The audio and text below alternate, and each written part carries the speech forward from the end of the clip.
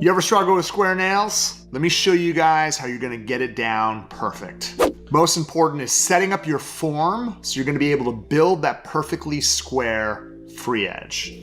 I take my form and then I make sure that once I have the tab underneath, right here, I'm going to pinch only this much of that front tab. I wanna try to keep this as open and as round as I possibly can. You guys see that?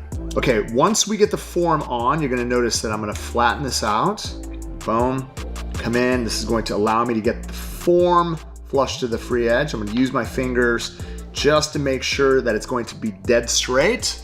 This is going to give you the opportunity to build that free edge absolutely straight. I'm gonna be working with cover taupe. It's a color that you guys are going to love, right? It's a warm gray color, absolutely unbelievable. Okay, now, I'm gonna submerge my brush. I'm going to tap, I'm gonna pull down, I'm gonna bounce, bounce, bounce. I'm gonna release the liquid from the back end of the brush. This is gonna give me that clay-like consistency. Once I set this to the form and release, I'm going to walk it from the top all the way down. Now here's the thing, I need to get it even with the growth channel. From the top part of the bead is where I'm going to start walking it up to the top, and you're going to notice that I'm going to be able to tuck it right into that corner and keep my sidewalls dead straight.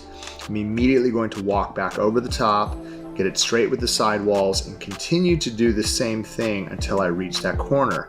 Notice how square the free edge stays. Now, once you have it attached to the corners, what you can do is you can brush it out to smooth it. And this is also going to kind of extend the length. But what this really does is it makes sure that everything is going to be even. Then I could use the side of my brush to square off this free edge, right, as even as I possibly can. I'm going to continue working over the top, brushing it forward to make it nice and even, and trying to keep my sidewalls, as you can see, coming off that growth channel as square as we possibly can. When you're doing your overlay, right, start from the cuticle area, and you need a self-leveling characteristic that's going to run over the apex, right, the stress area. I'm gonna submerge my brush and load it with liquid, lightly tap on one side. I'm gonna pull down, bounce, bounce, bounce, bounce. 1, 2, 3, at 4, I'm gonna slow release it. I'm going to use the tip of my brush and just lightly sliding as close to the cuticle and the perimeter as I possibly can, allowing the bead to run past that stress area. Now here, from the corner in the front, I'm going to start to pull and wipe. Start to pull and wipe. This is going to shape a natural upper arch, right? You'll notice too, as I'm coming down, I'm really focusing on trying to pull my sides. As it starts to run down, I pull my sides so that it tapers down nicely. If you have to kind of rebalance some of the volume so the arch stays intact, you can do that. But notice I'm not really trying to pull it all the way to the end of the tip. And this is really important because all we're trying to do is form that apex as natural as possible. Now my blending bead, if I submerge my brush, I come in, I get myself a nice bead. I can tap to release. Look where I place my bead with my brush backwards, right in between those two spots. And I'm gonna blend back, right? So that it blends into that body with perfection. I don't need to pull anything. I'm just literally going to be walking it from side to side until that bead gets all the way down and fills in all of that negative space that I built the free edge with. So create the right volume for the tip. And again, not add too much thickness, right? You want to try to keep this as natural as possible. All right, you choose to brush back. Right? And the best part about this is if you decided that you needed to add, again, a little bit, just remember, right?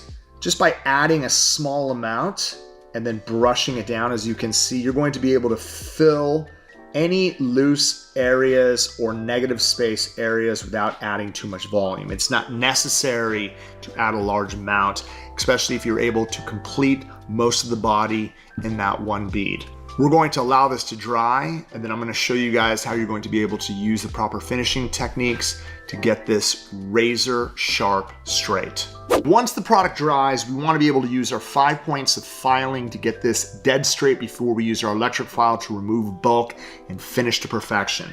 So I need to make sure that I'm keeping my hand file dead straight, right? That way I file that right side ledge all the way on the right side. I'm going to do the same thing on the left. You're going to notice that it's going to put a straight shelf all the way from the end of the free edge almost to the back of the cuticle area. Now, instead of angling my file, I need to keep this dead straight so that we're going to be able to keep a dead, look at that, square free edge on the front. I'm going to turn the hand to the side. We're going to get our lower arches perfect. I'm going to line my file at the lowest point, keep contact until I reach the lower arch, the end of the lower arch. You're going to notice that we're going to have a perfectly straight, right, lower arch that extends from the end of the growth channel all the way to the end of the free edge. Easiest way again is by turning the hand to the side, lining up at the lowest point, keeping contact until your hand file reaches. It's all at once till it reaches, and then you notice that you have an absolutely perfect extension again from the end of the growth channel all the way to the end of the tip. Okay, once the sides have been filed, we're now going to use our electric file to remove bulk from the surface of the enhancement. I'm going to set my electric file around 14,000 RPMs. Look at the side profile. Just going to taper that cuticle area down slightly to round it down. I'm going to do the same thing all the way to the free edge so that we build the perfect upper arch. Remember, I'm right-handed, so I'm pulling in one direction. I don't go side to side. I'm going to look down the barrel of the nail. All right, I need to get my sides even. I need to get the free edge, right, C-curve even from one side to another. Pulling in one direction towards myself. I'm going to do the same thing on the opposite side.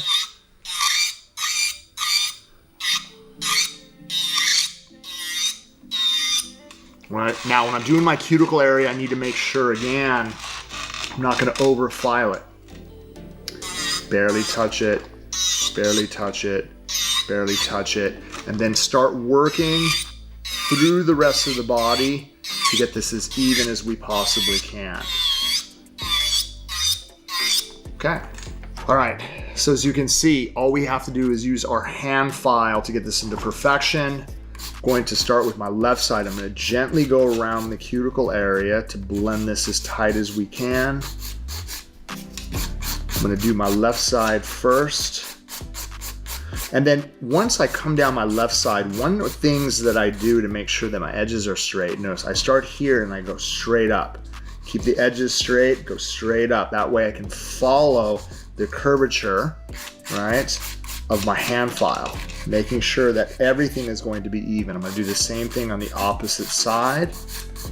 Do my right side. And then follow through the balance of the nail. And then what I want to do last but not least is I want to be able to look down the barrel of the nail here. This is where I'm going to be able to get it dead square.